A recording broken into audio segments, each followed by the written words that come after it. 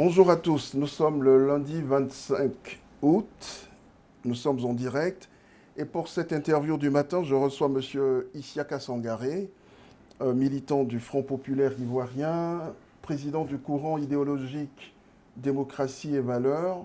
Vous étiez secrétaire général et porte-parole du FPI.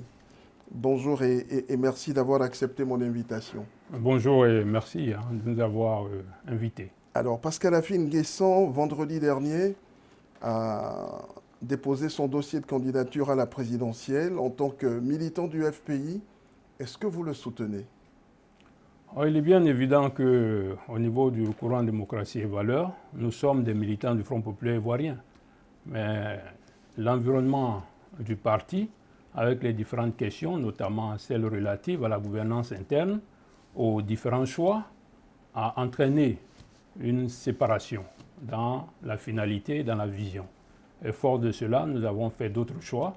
Donc, si nous respectons le fait que chacun soit libre de déposer sa candidature en respectant les critères tels que définis par les textes, nous sommes totalement attachés au fait que nous l'avons dit clairement à l'occasion d'une conférence de presse que nous soutenons la candidature de son Excellence M. Alassane Ouattara, président de la République et président du RHDP et candidat à cette élection. C'était le 4 août dernier. C'est bien ça. Alors, mais depuis le dernier congrès du FPI, il n'y a plus de courant autorisé à l'intérieur du parti. En clair, démocratie et valeurs naviguent donc à contre-courant dans un parti où il n'est pas accepté. Alors, je parlais tout à l'heure de la gouvernance interne et des règles de fonctionnement. Il est bien évident qu'un parti tel que celui-là, qui a été mis sur les fonds baptismaux pour proclamer la liberté et la quête démocratique, ne saurait bâillonner un groupe qui a un courant, simplement parce qu'il a une opinion, je dirais, contraire à celle qui est l'opinion du président du parti. Cette action, nous l'avons décriée, nous n'étions pas présents à ce congrès qui n'a même pas pu réunir 2000 personnes à Yamoussoukro. Nous n'étions pas présents avec la plupart des acteurs qui sont aujourd'hui dans l'animation du courant de démocratie et valeurs. Est-ce que le principe, c'était de faire déplacer un grand monde à ce congrès? Ce n'était que les délégués. Ah oui, mais les délégués, au départ, quand j'avais été pressenti comme président de l'organisation du congrès, on était pratiquement à 7000. Après, on est descendu à 5000.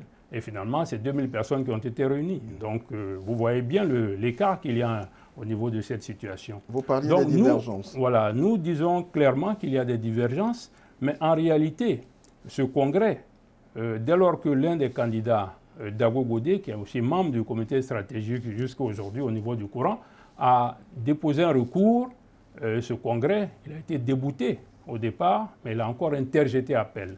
Les voies de recours nous permettent donc de continuer à avancer. Nous ne naviguons pas à vue. Nous sommes dans une dynamique prise en compte par les tests. Nous sommes attachés aux aspects institutionnels. Donc nous exprimons notre opinion. Nous exprimons notre opinion dans un parti qui a pour essence d'être un parti démocratique. Alors, vous n'êtes plus secrétaire général, vous n'êtes plus porte-parole du parti. Comment comprenez-vous le fait que vous ne soyez que suspendu et non complètement mis hors du parti? Vous savez, chacun est libre d'invoquer les termes qui lui sied à un moment donné. Mais cette décision en elle-même est unique. Elle est unique parce que les textes d'un parti mettent en évidence un ensemble d'actions qui sont de la compétence des organes. Un congrès ne se réunit pas pour suspendre des individus pour 1 an, 2 ans, sans tenir compte des textes. Il n'y a aucunement dans nos textes des éléments qui apprécient la suspension d'un militant en précisant des périodes. Vous savez, si je veux procéder par analogie, au niveau des instances juridictionnelles de notre pays, dès lors qu'on dit que quelqu'un est condamné pour un délit, c'est globalement 5 ans. Mais tout cela est transcrit avec des circonstances qui attestent de la finalité de la sanction. Mais dans le cas spécifique, certains se sont retrouvés dans une sorte d'aéropage et ont décidé, comme ça, à UADIA, de sanctionner des camarades. Nous disons que ces décisions, en notre sens, sont sans portée et nous nous donnerons les moyens, quand nous aurons fini de régler ce qui nous paraît être la priorité actuellement, donc l'élection présidentielle, nous donnerons les moyens d'apporter les contradictions juridiques à ces questions-là. Que faites-vous de la discipline du parti? La discipline au sein d'un parti. Ah, mais la discipline au sein d'un parti n'exclut pas que les militants s'expriment. D'ailleurs, le débat contradictoire, c'est en cela qu'il est à saluer. Si on tue en interne le débat contradictoire, comment des personnalités qui aspirent gouverner un pays tuent en interne le débat contradictoire et espèrent pouvoir diriger un pays? Mais c'est paradoxal, c'est antinomique. Regardez aujourd'hui la Côte d'Ivoire, il y a la floraison des organes de presse, la liberté d'expression.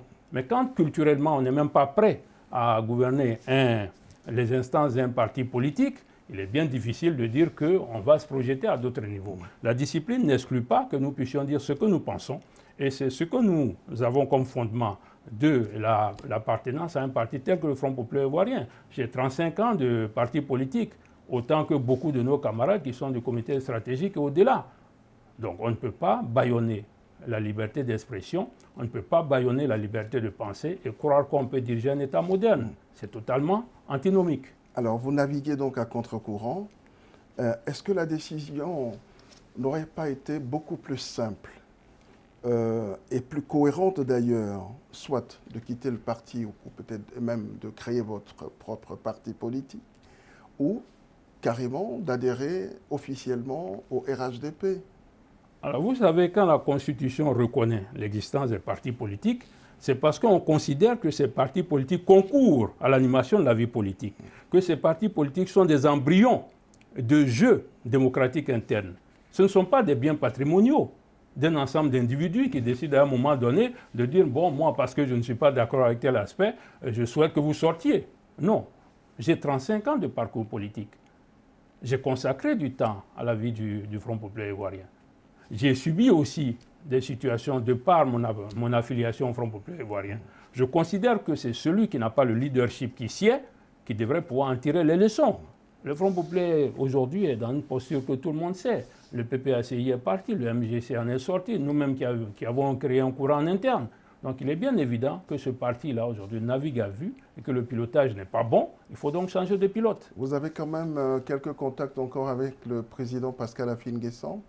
Or, ce qui nous liait, c'était la gouvernance au sein du parti. Aujourd'hui, il ne me paraît pas important que nous ayons ces échanges.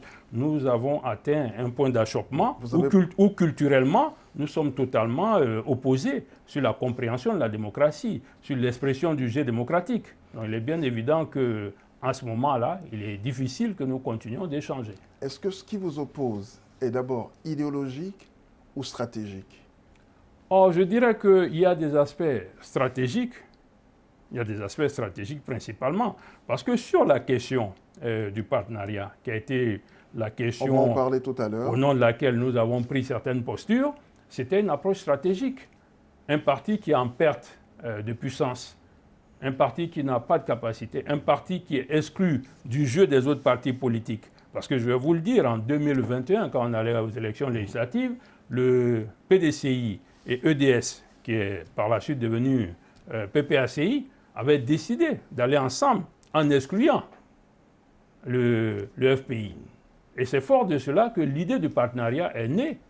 Et dès lors que la thématique était bonne pour notre pays, la démocratie, la cohésion et la réconciliation, le parti au pouvoir n'y a vu aucun inconvénient. Nous étions demandeurs, ils auraient pu nous dire ça ne nous intéresse pas, mais ils ont eu l'humilité d'accepter cela au nom de la cohésion, au nom de la participation de tous à l'initiative démocratique. Voilà, donc c'est ce qu'il faut voir et c'est ce qui est important sur cette question. Alors, que peut concrètement aujourd'hui apporter votre courant démocratie et valeurs au RHDP en tant que mouvement? Est-ce que c'est du point de vue du nombre de militants? Est-ce que c'est rien que du point de vue du soutien médiatique et autres? Qu'est-ce que concrètement, d'un point de vue, par exemple, électoral, vous apportez au RHDP? Alors, c'est vrai qu'on pourrait dire que le RHDP, en l'état actuel des choses, est un parti qui est très présent sur la scène politique. Majorité à l'Assemblée nationale. C'est le plus grand parti aujourd'hui. Oui, au niveau des régions, 27 régions. Au niveau des mairies, pas moins de 140 mairies globalement. On pourrait le dire. Mais vous savez, la finalité d'une gouvernance, c'est d'aller au-delà du parti politique. D'aller au-delà des électeurs qui, à un moment donné, sont alliés à l'idéologie ou à la démarche politique pour atteindre la cible La cible, ce sont les Ivoiriens. Et je crois que le président Ouattara l'a clairement exprimé. Vous avez vu l'élégance avec laquelle il n'a pas voulu prendre la décision. Alors bien qu'il y a eu une très forte mobilisation à BNP, une très forte mobilisation qu'on a saluée. Ouais. Il y avait une forte pression. Il a dit, je suis le président de tous les Ivoiriens, je me donnerai les moyens de m'adresser à tous les Ivoiriens. Surtout le temps de la réflexion. C'était important. Ouais, il y avait certainement le temps de la réflexion, mais il y avait aussi le fait qu'il voulait le faire dans un environnement qui affilia l'ensemble des Ivoiriens.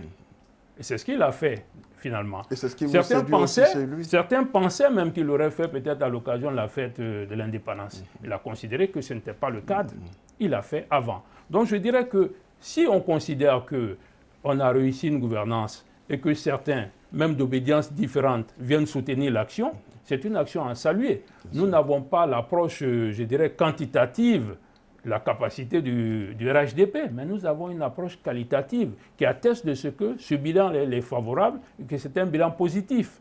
Je dirais que ça devrait être plutôt une approche qui donne de l'ampleur à tout ce qui a été fait et qui justifie la gouvernance qui a été mise en œuvre ainsi que le leadership du président Ouattara. Dire que je suis séduit, ce n'est pas ça qui est la démarche. La finalité, c'est de dire qu'il a réussi et qu'il faut avoir l'honnêteté de reconnaître que tous ces chantiers-là sont des chantiers qui vont profiter à la Côte d'Ivoire. C'est d'abord la Côte d'Ivoire, les partis politiques ensuite. Ce sont des associations privées. La Côte d'Ivoire est l'émanation de l'approche collective. Alors, comment l'alliance scellée entre le FPI et le RHDP a-t-elle volé en éclats? Volé en éclats peut-être pour certains. Pour celui qui a pris l'initiative de s'en défaire par le jeu d'une rupture unilatérale. Pour nous autres qui sommes restés attachés au partenariat, nous considérons qu'il aurait fallu y avoir un bilan. Il fallait qu'il y ait un bilan. Et cet état des lieux n'a pas été fait? Non, le bilan n'a pas été fait. Le bilan du partenariat n'a pas été fait. Si le bilan avait été fait, on en aurait tiré les conséquences. Mais donc c'est une décision, une volonté d'un individu. Donc nous restons attachés, mais celui qui a fingé ça, étant entendu. Donc c'est cette volonté-là, de par le fait qu'il a échoué donc à reconquérir le fauteuil dans le Moronou, pour certaines raisons qui sont aussi de son fait, c'est lui qui a décidé de se retirer. Mais nous considérons que ce partenariat a beaucoup apporté à notre parti. Vous savez, aujourd'hui, on a quand même 5 vice-présidents de région. On a des adjoints au maire, notamment dans des grandes communes telles que Abobo et Yopougon. On a près de 195 conseillers municipaux et conseillers régionaux. Dans la position où nous étions, c'était un acquis, c'était un avantage qu'il aurait fallu consolider. Donc la question stratégique, elle est à ce niveau-là. La question idéologique, ça c'est un autre niveau. La finalité aujourd'hui, c'est que nous soutenions les politiques qui gagnent pour la Côte d'Ivoire, les actions qui portent pour la Côte d'Ivoire. Nous sommes d'abord ivoiriens. Alors, est-ce que dans la démarche, il n'aurait pas été encore plus efficace de la part du Front populaire ivoirien de prendre le temps de construire la confiance avec le RHDP? Parce que ça aussi, ça a manqué. Oui, mais c'est même pourquoi nous considérons que il faut avoir des valeurs. Il faut prôner des valeurs quand on fait de la politique. On ne peut pas subitement et subrepticement se retirer d'un partenariat alors qu'on a échangé avec l'autre partie. Le minimum aurait été cela, dans le parallélisme des formes, dans le respect de l'échange de bons procédés. Parce que le président de la République a eu même à intervenir quelquefois, notamment pour que M. Ondion se désistât au profit d'Afin Guessa. Donc quand on a posé de tels actes, on fait en sorte que la confiance s'installe. On ne peut pas, au bout de 3 mois ou 4 mois, tirer des conclusions et sortir d'un partenariat qui plus est, n'était pas fait pour la question électorale, mais qui avait pour finalité de renforcer la cohésion nationale, de jouer sur les aspects de la réconciliation et renforcer la démocratie. Donc vous voyez que c'était un paradoxe. Je me retire parce que j'ai perdu une élection, j'aurais dû avoir un soutien, alors bien même que la thématique n'est pas celle-là. Les questions telles que la cohésion nationale, la réconciliation sont des questions beaucoup plus importantes pour notre pays. Très bien. Monsieur Sangaré, que pensez-vous en fait de l'homme que vous avez côtoyé pendant tant d'années, avec qui vous avez, bon, je vais dire, partagé des combats? des combats politiques. Aujourd'hui, je vous le demandais tout à l'heure, mais j'ai comme l'impression que vous êtes fâché. Oh non, pas fâché. Nous sommes sur des questions objectives. Nous avons dit qu'il y a deux choses qui ont fait que nous avons refusé de continuer ensemble. C'était déjà la question du partenariat. Le bilan n'a pas été fait. Nous sommes aussi, de façon antinomique, fermés à toute collaboration avec le président Laurent Gbagbo. Nous l'avons dit clairement. Donc nous ne sommes pas fâchés. Si nous étions fâchés, c'est par rapport à la transgression des principes, à la transgression de la liberté d'expression, à certaines attitudes que nous considérons qui ne sont pas des attitudes porteuses de valeur. Mais vous restez de gauche. Donc nous restons de gauche, et Irrémédiablement ce n'est pas de gauche. l'attitude d'un individu qui va impacter notre volonté de continuer l'action pour notre pays. Qu'est-ce que vous pensez de l'avenir de la gauche ivoirienne? Ah oui, mais la gauche ivoirienne est en quête de leadership. La gauche ivoirienne est en quête de leadership et en quête de projets, je dirais, crédibles, de vision, de projets fortement édifiés. Évidemment, ça nécessite et ça suscite la question de vision. Donc aujourd'hui, on est dans ce démembrement-là où chacun se dit, bon, je serai le mieux positionné éventuellement, et sans que cela ne s'assoie sur une vision, sur une stratégie clairement définie. Et puis on voit aujourd'hui beaucoup de recul dans les partis politiques, les appareils sont devenus la propriété d'un ensemble d'individus. Dès lors qu'on n'est pas d'accord avec la ligne, il faut en tirer les conséquences. Cela se voit, et cela est l'expression aujourd'hui de beaucoup de candidatures, d'opportunités qui se dessinent et qui se profilent à travers cela. Quel regard portez-vous sur ce qui se passe au Front commun? Est-ce que c'est une démarche, cette démarche radicale, est-ce qu'elle est forcément porteuse d'espoir, selon vous? De toute façon, les individus sont libres de mettre en évidence ce qu'ils estiment être la démarche qui leur sied. Ça, c'est aussi l'approche de la liberté en termes d'avancée. Maintenant, quelle est la portée de cette démarche dans un environnement institutionnel? Quelle est la portée de cette démarche vis-à-vis d'Ivoiriens qui ont envie d'aller à des élections et qui ont envie que la Côte d'Ivoire évolue dans un cadre paisible, qui ont envie que les questions de développement soient celles qui engagent les polémiques et les actions? Donc voilà un peu la réalité. Donc chacun est libre de mettre le curseur là où il pense que ce serait le mieux, dans une approche, je dirais, de politique quelquefois politicienne, ou bien dans une approche de propagande. Mais la réalité est là, les Ivoiriens sont conscients de ce qui est fait, ils en profitent au quotidien, ils en bénéficient à travers la couverture maladie, à travers les infrastructures, à travers les hôpitaux, à travers les universités. Et ils prendront sur eux la décision le 25 octobre de sortir et de voter massivement pour celui qui est porteur de toutes ces actions-là pour le pays. Celui qui est beaucoup plus porteur d'un, on va dire quand même, d'un projet de gauche, quand vous parlez d'assurance, de l'assurance maladie universelle ou de la CMU, quand vous parlez des réalisations et autres, ce sont des projets de gauche que le président Ouattara, lui, un libéral, a mis en avant, a réalisé. Et ça compte.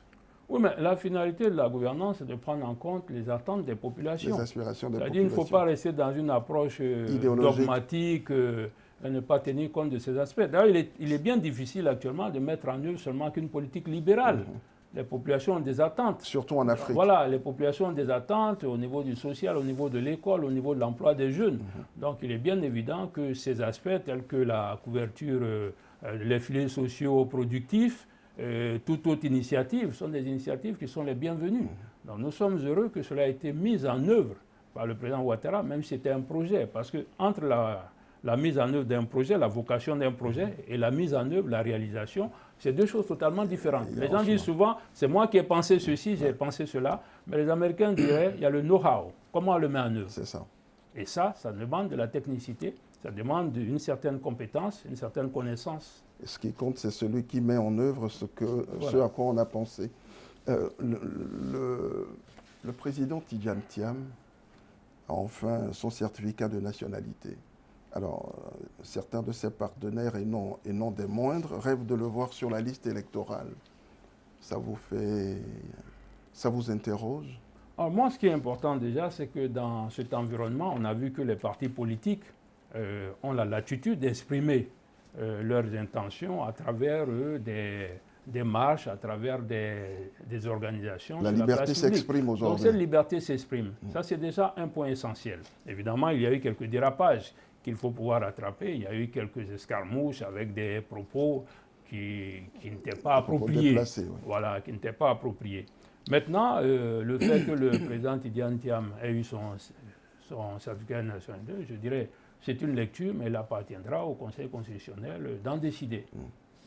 Alors, les mêmes qui revendiquent plus de démocratie ne sont pas enthousiastes à respecter les règles du jeu démocratique véritablement. Comment le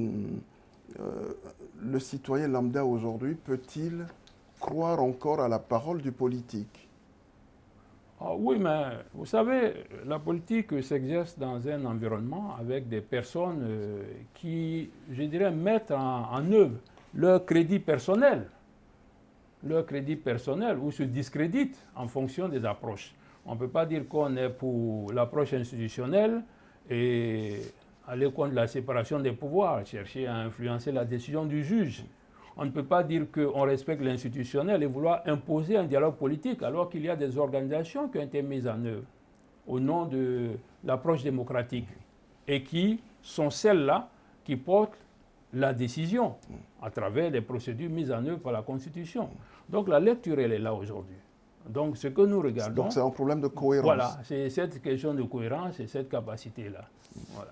Alors, malgré l'instauration du parrainage citoyen, on note quand même qu'au dépôt des dossiers à la CEI, bon, il y a quand même quelques candidatures, quelques dossiers qu'on pourrait qualifier de fantaisistes. Est-ce que vous pensez que cet exercice démocratique sérieux devrait être, comment je vais dire, mieux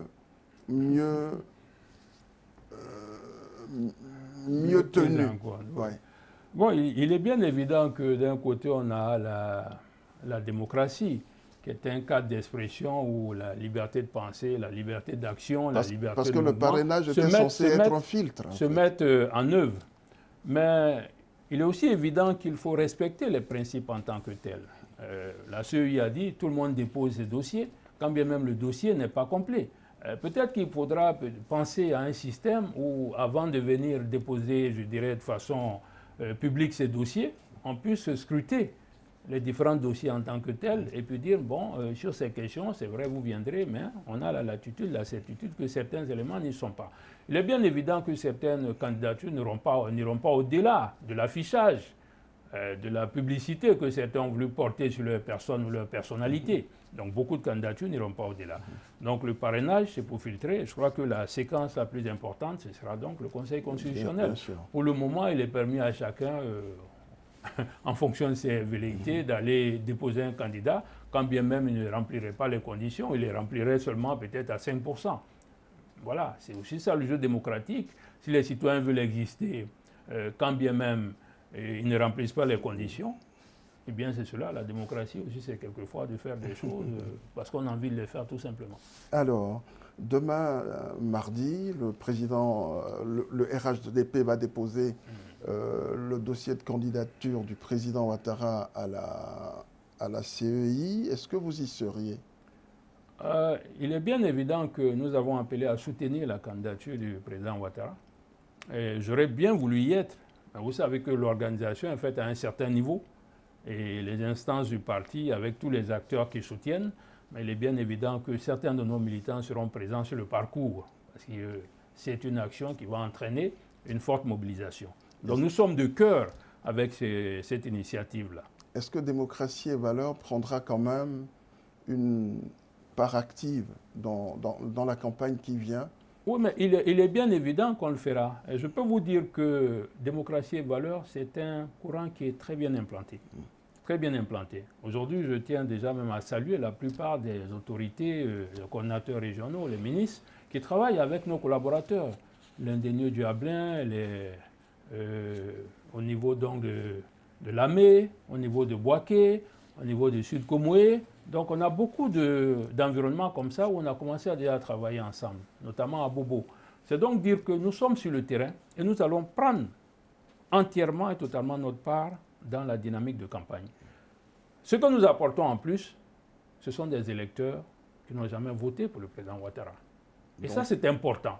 Ce que nous apportons en plus, c'est la certitude que nous allons conserver ensemble les régions où nous avons soutenu la candidature du RHDP, notamment des communes telles que Saïwa, des communes telles qu'Akoupé. Il y en a beaucoup d'autres. Donc notre action n'est pas seulement une action d'affichage, que chacun prenne le temps de taper même ne serait-ce que sur la barre démocratie et valeurs. Nous sommes en tournée depuis le mois de janvier.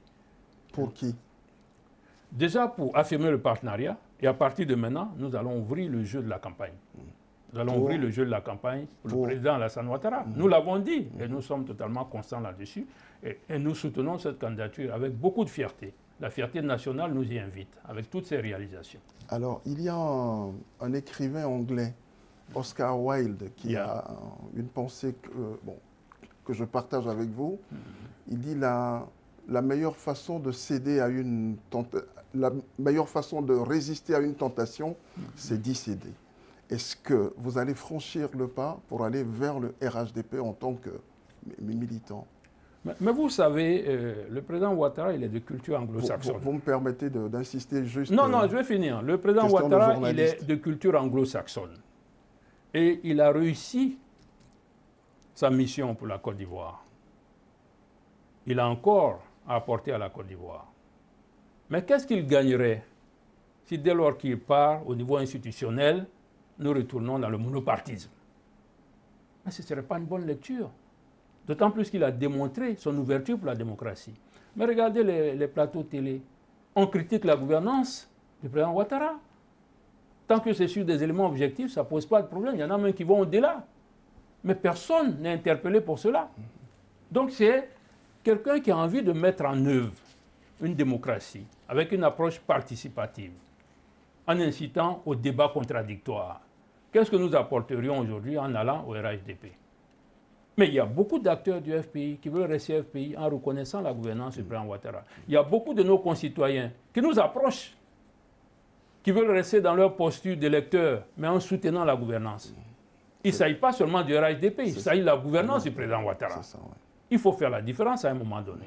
Après, il a mis en place un appareil qui, certainement, avec les formations qu'il aura apportées, ne serait-ce que dans l'exemplarité aux autres, peut-être que cet appareil continuera, mais lui, il a fait ses preuves. Donc, il ne faut pas perdre cela de vue. Beaucoup de nos concitoyens, sans être RHDP, vont voter pour le président Ouattara. Et nous sommes de ceux-là.